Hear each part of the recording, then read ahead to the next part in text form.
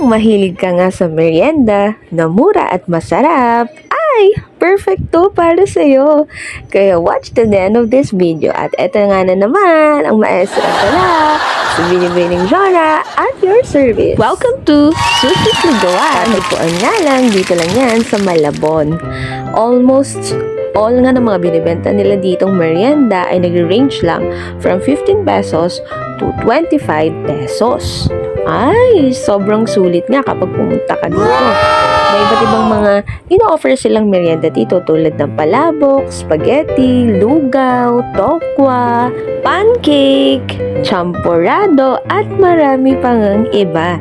And again, nag-range lang ang lahat ng merienda nito from 15 pesos to 25 pesos.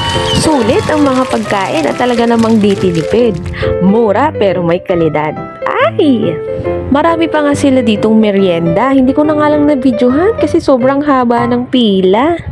Itutuloy-tuloy lang natin ang pagdidiskubre sa mga murang kainan pero masarap at solid. Nga pala, medyo maliit yung pwesto nila, kaya hindi nila kakayaning mag-accommodate na sobrang daming tao. Kaya kung maraming tao, waiting lang muna. At ayaw ngang paawat ng lola mo, ala sige kain. Sayang nga lang, hindi na ako umabot dun sa Bilo-Bilo. Yung pa naman talaga yung pinunta ko dito. Kahilig ko pa naman talaga sa Bilo-Bilo.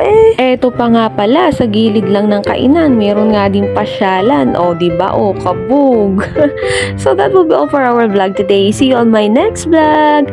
Peace! And let us all spread the love. Bye!